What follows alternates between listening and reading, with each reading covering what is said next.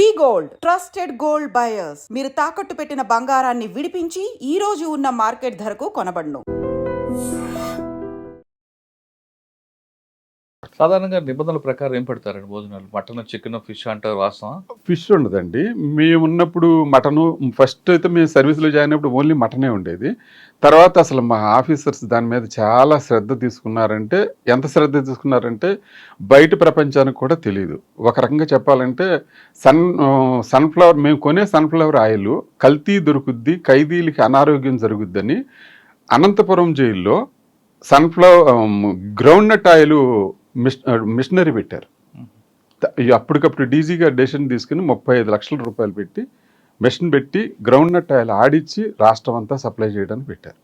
ఎందుకంటే ఫస్ట్ మేము 15 kgs tins కొనేవాళ్ళం, Agmark చూసేవాళ్ళం, వాటిలో అడల్ట్రేషన్ జరుగుద్దని మళ్ళీ 1 లీటర్ పోచెస్ తీసుకునేవాళ్ళం. 1 లీటర్ పోచెస్ అయితే అడల్ట్రేషన్ ఉండదని. దాని తర్వాత ఫెడ్కా నుంచి తీసుకోవాలని చూసాం. ఫెడ్కా నుంచి తీసుకుంటే అది కూడా కొంచెం పేపర్లో దాని మీద కూడా కొంచెం సరిగ్గా జరగట్లేదని వచ్చింది. దాని తర్వాత అది కూడా మానేసి సొంతంగా మిల్లు పెట్టి వీళ్ళకి మంచి ఆయిల్ పంపించాలి, ఎందుకంటే అనారోగ్యం జరగకూడదని.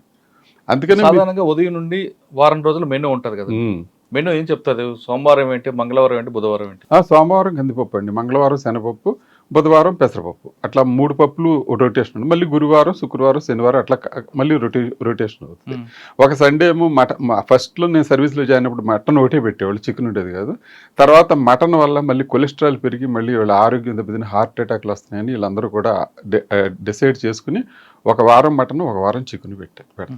పాలు ఎప్పుడు ఇస్తారండి? స్వీట్స్ కానీ పాలు అంటే స్పెషల్ డైట్ కింద ఎవరికైనా టీబీ రోగులు కానీ వాళ్ళకి కానీ ఇస్తారు. అంతేగాని పాలు స్పెసిఫిక్గా ఖైదీలకి ఎవరు. అనారోగ్యం కలిగి డాక్టర్ రికమెండ్ చేస్తే కోడిగుడ్డు మెనూలు తర్వాత ఏం చేశారంటే బుధవారం కోడిగుడ్డు మెనూలో చేంజ్ చేశారు. మేము సర్వీస్లో ఉన్నప్పుడు లేదు కోడిగుడ్డు, తర్వాతే మెనూలో ఇంప్లిమెంట్ చేశారు. డైరెక్టర్ జనరల్ ఆఫ్ ప్రెజెన్స్ చాలా వరకు కూడా చాలా ఆలోచన చేసి తరతరాల నుంచి ఉన్న బ్రిటిష్ వాళ్ళ దగ్గర నుంచి ఉన్న మెనూని మార్చుకుంటా ఒక్కొక్క ఆఫీసరు జైలు ఇన్ఫ్రాస్ట్రక్చర్ మార్చడానికి అయితే చల్లపల్లి జైలు ఎంవి కృష్ణారావు గారి దగ్గర ఉండి దాన్ని అంతా ప్లాన్ చేసి ఇంత జైలు ఎలా ఉండాలని ఆయన కళల రూపం అది చల్లపల్లి జైలు. స్వీట్స్ ఎప్పుడు ఇస్తారండి? స్వీట్స్ ఫెస్టివల్స్కి ఇస్తారండి. ఫెస్టివల్స్కి ఇస్తారు. ప్రిస్క్రైబ్డ్ ఫెస్టివల్ ఉంటుంది. ఆ ఫెస్టివల్లో 200 గ్రాములు లడ్డు తయారు చేసి ఇస్తారు. కానీ బయట నుంచి ఫుడ్ తెచ్చుకోవచ్చు, డబ్బులు ఇస్తే బిర్యానీ కూడా దొరుకుతుంది అంటారు, వాస్తవం? లేదండి, ఎట్లా చేస్తారు, ఎట్లా అవుతుంది? ఎన్నో దాటి లోపలికి వెళ్ళాలి. ఎదురు మెయిన్ గేట్ ఉంటుంది, తర్వాత వార్డు లోపల గేట్ ఉంటుంది. ఇన్ని చెకింగ్లో ఎక్కడా లోపల లేకుండా ఉండకుండా ఫైనల్గా చేరదు. కానీ కొంతమంది ఖైదీలకి అంటే యూటీ ప్రిజనర్స్ కూడా వాళ్ళ వంట వాళ్ళు చేసుకోవచ్చు. లేదండి, అలాంటివన్నీ పాత రోజులు, పాత జమానా. అసలు ఇప్పుడు అలాంటి ఎక్కడో కొంతమంది సెలబ్రిటీస్ వచ్చారనుకోండి, నేను జైలు ఫుడ్ తినమంటే అప్పుడు ఏం చేస్తారు? జైలు ఫుడ్ తిన్ను అని అనటానికి ఏమి ఉండదండి. అక్కడ ఏముండదు, అందరితో పాటు కామన్ గానే ఫుడ్ తినాలి. అన్లెస్ అదర్వైజ్ కోర్టు నుంచి ఏదైనా ఆర్డర్ తెచ్చుకుంటే ఆ ఫుడ్ ఎలా చేస్తారు? అంటే ఎవరు కోర్టు నుంచి ఆర్డర్ ఎవరికి ఇస్తారు? జగన్మోహన్ రెడ్డి ఉన్నారు, ఎక్స్ సీఎం. ఆయన కోర్టు నుంచి ఇంటి నుంచి ఫుడ్ తెచ్చుకోవడానికి ఆర్డర్ తెచ్చుకున్నాడు, తీసుకుంటాడు. అంతే. అంటే కోర్టు ఆర్డర్ ఇస్తే కోర్టు ఆర్డర్ ఇవ్వాలి. అంటే జైల్లోనే వండుతారా లేదా బయట నుంచి తెప్పించు? వాళ్ళకి బయట నుంచి అవుట్ సైడ్ ఫుడ్ అలౌ చేశారండి. Court order. సెలబ్రిటీస్ వస్తుంటారు, వాళ్ళు మేము జైలు ఫుడ్ తినం, బయట నుంచి బ్రెడ్ జామ్ తెచ్చుకుంటాం. బ్రెడ్ అలౌడ్ అండి, bread allowed, banana allowed, apples allowed, అవి అలౌడే, బిస్కెట్స్ అలౌడ్. కానీ గంజా, సిగరెట్ ఆ సిగరెట్ మేము వెళ్ళిన సర్వీస్ కొత్తలో అయితే లోపల క్యాంటీన్లో అమ్మేవారు సిగరెట్లు. కానీ సబ్సిక్వెంట్గా అది స్మోక్ ఫ్రీ జోన్ చేసేసారు జైల్స్ని. దానివల్ల లోపల సిగరెట్ తాగకూడదు. ఓకే, సిగరెట్ బీడి డబ్బులు ఇస్తే మందు కూడా లోపలికి వస్తుంది అంటారు, వాస్తవం? లేదండి, వాళ్ళు ఎన్నో ప్రయత్నాలు చేస్తారు సార్.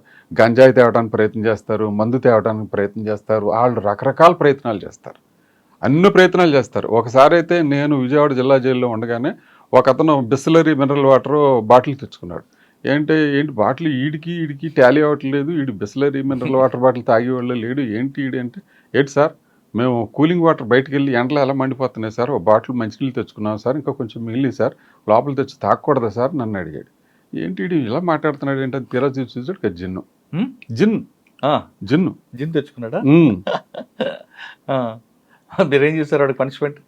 అదే వాటితో రాయించుకుని పనిష్మెంట్ అంటే ఉంటుంది. పనిష్మెంట్ కూడా ప్రిస్క్రైబ్డ్ పనిష్మెంట్లు ఉంటాయి. ఏదో సెపరేటు కన్ఫైన్మెంటు, ఇంటర్వ్యూలు ఆపటం అట్లాంటివి ఉంటాయి.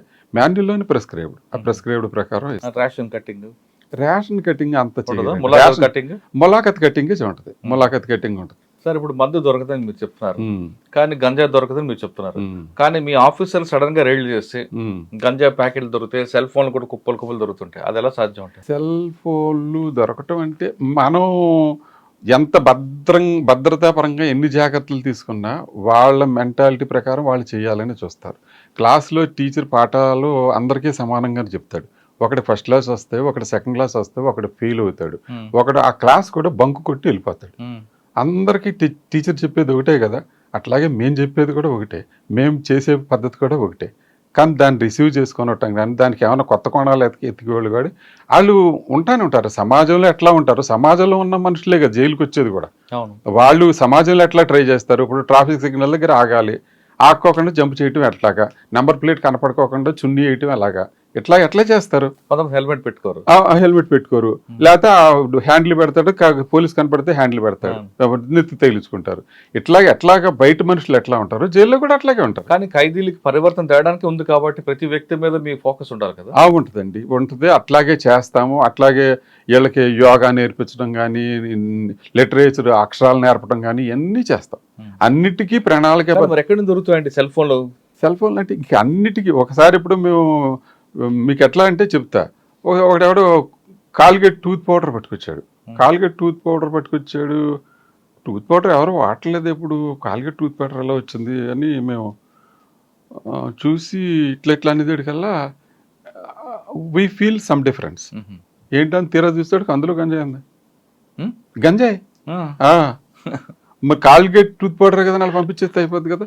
బ్రెడ్ కూడా ఏం చేస్తారంటే, బ్రెడ్ పంపించినా కానీ వాళ్ళు ఏమైనా చేస్తారని ఇలా నొక్కి ప్రెస్ చేసి పంపిస్తాం. బ్రెడ్లో కూడా చేస్తారు. బ్రెడ్ అనే బిస్కెట్ ప్యాకెట్ ఉందనుకోండి, బిస్కెట్ ప్యాకెట్లో కట్ చేసేసి లోపల 2-3 బిస్కెట్లు తీసేసి లోపల పెట్టేసి పైన పెవికాలతో పెట్టి అంటించి పంపిస్తారు. మేము మళ్ళీ అది చూడాలి చక్కగా, ఏం బరువు తేడా ఉందా లేదా. ఇన్ని జాగ్రత్తలు తీసుకుంటేనే కానీ మీలాంటి వాళ్ళ దగ్గర మేము సమాధానం చెప్పలేం. కానీ సెల్ ఫోన్లో సాక్స్లోని షూస్లో కూడా పెట్టుకుని వస్తుంటారు కదండి సార్. ఎయిర్పోర్ట్లోనే జరుగుతుంటాయి సార్. ఎయిర్పోర్ట్ కూడా మీరు పకడ్బందీగానే ఉన్నదే వ్యవస్థ, జైలు లాగానే పకడ్బందీగా ఉన్న వ్యవస్థ. ఎయిర్పోర్ట్లో వచ్చిన దానికి కూడా అట్లాగే ఉంటుంది.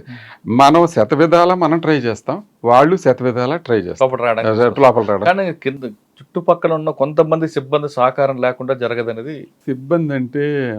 సిబ్బంది కూడా బయట జనం నుంచి, సమాజం నుంచి వచ్చిన వాళ్ళే కదా సార్, వచ్చిన వాళ్ళే. కానీ ఏంటంటే వాళ్ళ మీద మేము పర్యవేక్షణ అయితే ఉంటుంది. ఎందుకనంటే తప్పు కింద సిబ్బంది చేసినా కానీ పైయోళ్ళ రెస్పాన్సిబిలిటీ, పైయోళ్లే సమాధానం చెప్పుకోవాలి కాబట్టి నిరంతరం మా జాగ్రత్త అయితే మేము తీసుకుంటాం. కానీ జైల్లో ఉన్న సిబ్బంది ఎక్కువ ములాఖాతుల దగ్గరే ఎక్కువ పంచడానికి ఇష్టపడతారు, గేట్ల దగ్గర పనిచేయడానికి ఇష్టపడతారు. కానీ రౌండ్స్లో కానీ లోపల కానీ సెంట్రిక్ కానీ ఎక్కువ ఇష్టపడరు అంటారు. ఎందుకంటే నాకైతే ఇప్పుడు వరకు అలాంటిది ఏం తగల. ములాఖాత్ డబ్బులు వస్తాయన్నా? నాకైతే అలాగే ఏం తగల. అంటే మా దగ్గర కూడా రాస్టర్ ఉంటుంది. రాస్టర్ ప్రకారం ఇవాళ గేట్ చేస్తే లోపల రౌండ్ ఉంటుంది, ఓ రోజు డే అయితే ఒక రోజు నైట్ ఉంటుంది. ఆ రాస్టర్ ప్రకారం చేస్తాం. మనం రాస్టర్ ఎప్పుడైతే దాన్ని డీవియేషన్ చేసామో కింద స్టాఫ్ మళ్ళీ ప్రశ్నించడానికి అవకాశం ఉంటుంది. రాస్టర్ డీవియేషన్ చేయకోకుండా ఉంటే దానికి అట్లా ఏం అడగటానికి ఉండదు కదా. ఓకే.